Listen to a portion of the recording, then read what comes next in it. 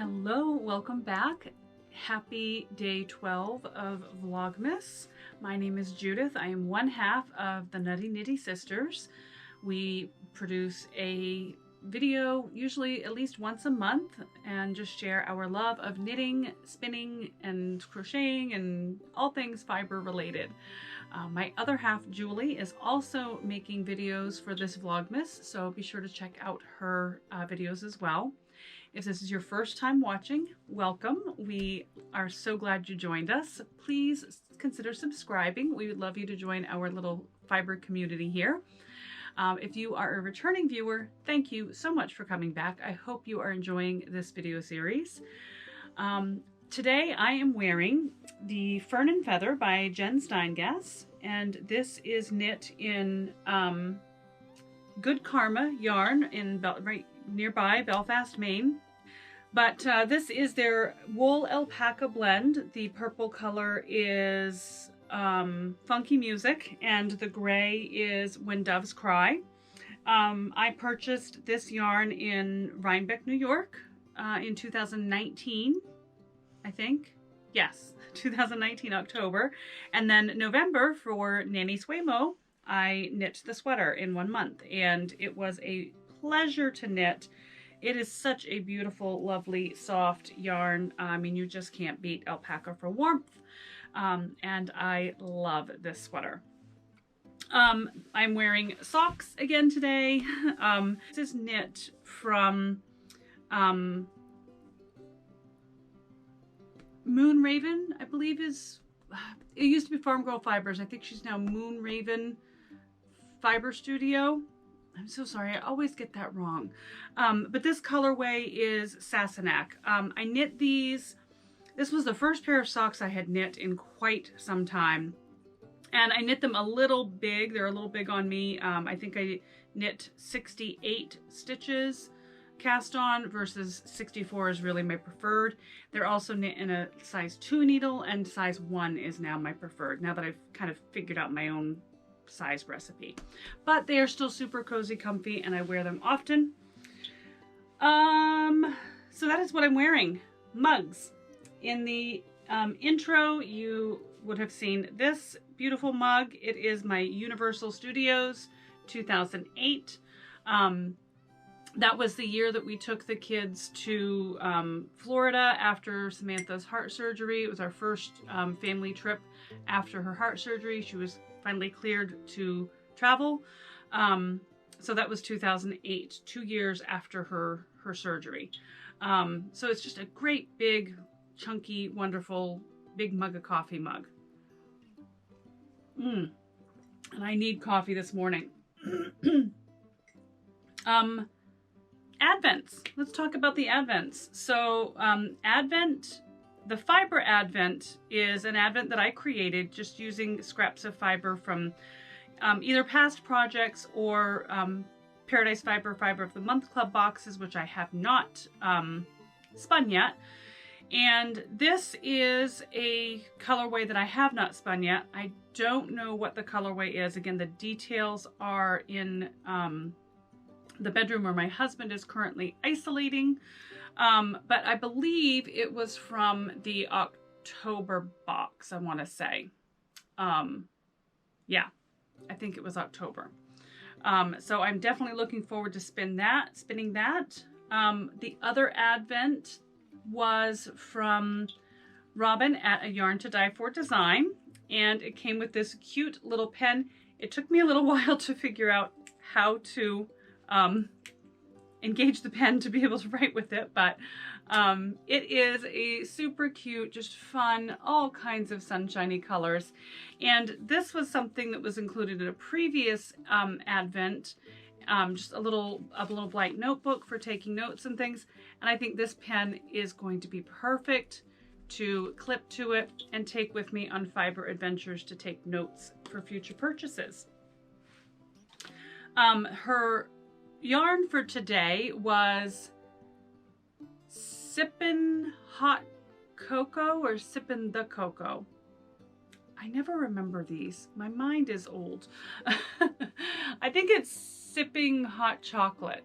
But it is so, so pretty. It reminds me of having a nice warm mug of hot chocolate and sticking a candy cane in it. I love, or those candy cane puffs. I love a little peppermint in my hot cocoa. So that is today's color. So these are 20-gram minis, and I am separating them into two 10-gram minis and knitting some stripy socks for Advent, and also the habitation throw for Advent. The leftovers from the socks are going into a northeasterly blanket with a lot of my scraps after I get through my 36 whips. So I did finish the socks yesterday. There is the next section of the sock with yesterday's color, which was wrapped up in garland. No, wrapped up in tinsel. Oh, Lord. Wrapped up in garland. No, it was wrapped up in garland. But I did get both of them done, so those are ready for today's cast on. Here is my little bag of leftovers from all the previous days, and I do have a new bag because this one is getting quite full. My next Advent knit, oopsie daisy. My next Advent knit is the habitation throw, which both of these bags, this was a Yarn to Die For bag from, I think it was 2018 or 19 when Julie and I first began recording, and Robin was so gracious and generous to send us a little gift. And so this was my very first holiday or Christmas bag. I don't have any other Christmassy bags. So that was a welcome treat. And then this bag is also from Robin. This was included in the Advent, and it is super perfect for this project. And these are all the previous colors, along with the stitch markers that were included in the Advent. So as you can see, she's getting quite large. Now I have reached the 11th day, and according to the pattern, I should be transitioning into the decreases at this point. So we'll be doing that today with the new color, starting to do some decreases. It just so happened that I finished at the right point to do start decreases. So that's perfect. And then, so those are really my only two Advent knits. However, I did start Knitvent in November with Helen Stewart, and this is her window 1 pattern. It's called the Skyline Wrap. And I have been showing this all through Vlogmas. It is getting very, very long. It is going to be such a super fun, cozy, have I dropped? No. It's going to be a super fun, cozy wrap for winter. I love it. This is made entirely out of scrap yarns. I got just a wee bit from this Progress Keeper to the top done last night and this morning. I'm really hoping to get this chevron garter section done today, and then the last one will be the ribbed section, and so I'm really hoping to get this wrapped up, pun intended, either today or tomorrow, so that I can begin the last pattern of Knitvent, which I have all the yarn for. It's in one of the 36 whips, so hopefully I'll be able to get that done before the end of Vlogmas as well. Life updates. Last night was a rough night. I am definitely having a hard time sleeping away from my husband. If this is your first time watching and you don't know, my husband was tested positive for COVID last week. So we are on day 7 of his isolation, and I am sleeping in here in my office craft room. Not only is it not comfortable because it's not my own bed, but I have slept beside my husband for over 25 years, and yeah, it's hard. He also had a rough night. He did sleep very well. He said he slept for almost 10 hours, so he did get some good sleep, which he hasn't been getting lately. But he woke up this morning feeling a bit worse. He was feeling better yesterday, and now he's feeling like he's kind of taken 2 steps back. So thank you very much for everybody who has wished him well. I really appreciate the positive energy you're sending us. Prayers are welcomed, positive thoughts, what have you. And we will get through this. So those are life updates. Today's plans. I had planned to do something else, but given the name of Robin's yarn this today, I thought I would do a couple of videos in the kitchen again, because I'm really I'm limited because I'm isolating too. I'm limited as to where I can go and videos that I can give you guys. So we'll go to the kitchen again today, and I think we'll make some hot chocolate. I think I'm going to do a couple of variations. I have heard that putting a little chili in your little chili powder in your hot cocoa is good. Never heard of that, so I'm going to try that. I think what we'll do is just make a large pan of hot cocoa. I've got some very small teacups that we will do just some different flavors in and see what we come up with. So I hope you'll join me. I hope you enjoy that. But before we go to the kitchen, I'm going to do some spinning. See you later.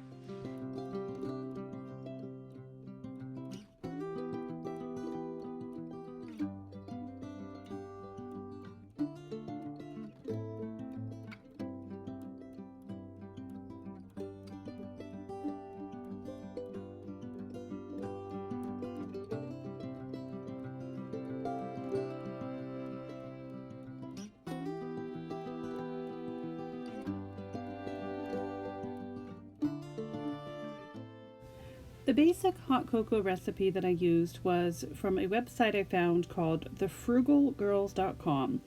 You take 1 cup of water, a half a cup of sugar, and a half a cup of cocoa powder, and heat that on the stove until it boils. I actually was making a batch and a half because I have a large slow cooker, so I wanted to make sure that I had enough.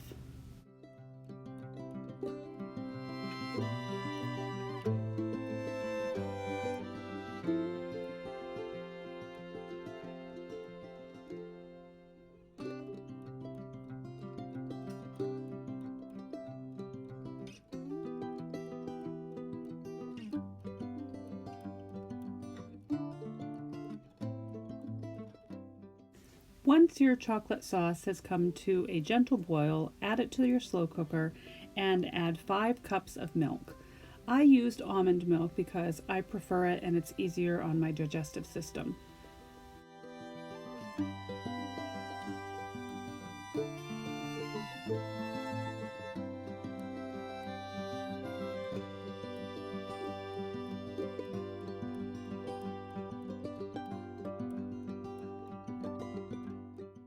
Cook the recipe on high for 2 hours or on low for 4 hours.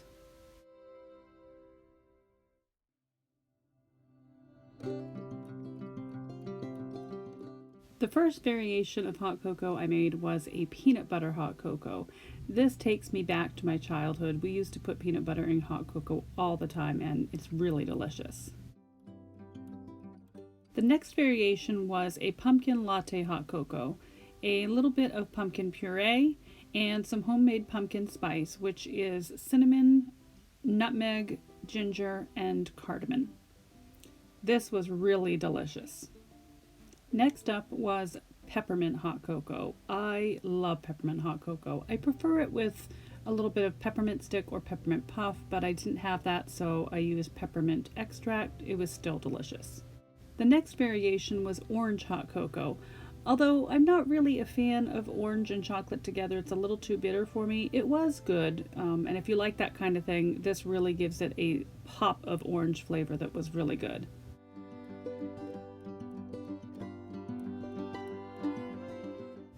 Next up was the spicy hot cocoa. A little bit of cinnamon and just a pinch of chili powder. It actually called for cayenne pepper, which I didn't have, but I did the chili powder only a little bit. I wasn't that brave, but it gave it a nice nutty flavor that was really good, and then just a splash of maple syrup gave it a wonderful sweetness. Next was salted caramel. This is sure to be a favorite for my daughter Kayla. I found this caramel syrup which really gives it a wonderful creamy caramel flavor, and then just a pinch of sea salt. You can alter that depending on how much salt you like, but it was really yummy. Next was Nutella hot cocoa, and of course Nutella is made from hazelnuts. It just gave it a little bit of a kicked up chocolate flavor, but it was really good. Next was Amaretto Hot Cocoa. Although this recipe actually called for Bailey's, I love Amaretto, and this is a frequent visitor in my kitchen. It is one of my favorites, obviously. The next recipe is a lavender white chocolate hot cocoa. So you start off with some milk. I used almond milk. Add some white chocolate chips and heat that until the chips kind of melt down a little bit. Then add about a 1/4 teaspoon of lavender buds or lavender flowers. And I get these by the pound. I use it to keep moths away from my fiber stash. And this smelled so good cooking in the kitchen. I used a tea sieve to filter out the flower buds, and whoops, that must be the amaretto. It worked perfectly for getting rid of the buds and leaving behind the wonderful lavender flavor. Another sun has set on Vlogmas. I hope you enjoyed the video of making the hot cocoa. That was a fabulous recipe to make in the crock pot, and I love the different variations. I only tried a little bit of each one. I'm sure my blood sugar will not thank me, but they all were very delicious. I ranked them in the order of what I preferred. I would love to see your rankings in the comments, or which ones you think you will try this holiday season. Ranked from 9th to 1st. The 9th one was the orange hot cocoa. Although it was really tasty, again, I'm not really a big fan of orange and chocolate together, but it was good. Ranked 9th was the spicy hot cocoa. I really liked the way the chili powder brought out the nuttiness of the cocoa. And number 7 was Nutella. It was delicious, but it really was just kind of a kicked up chocolate in my personal opinion. Peppermint Hot Cocoa was number 6. I do love peppermint mocha, but the other ones were just so good. Pumpkin Latte Hot Cocoa.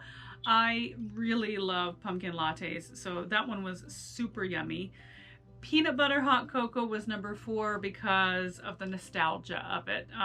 Again, you know, we used to do that all the time as kids. I like actually a chunky peanut butter. At the bottom of the hot cocoa, you get this little chocolatey soaked peanutty treat.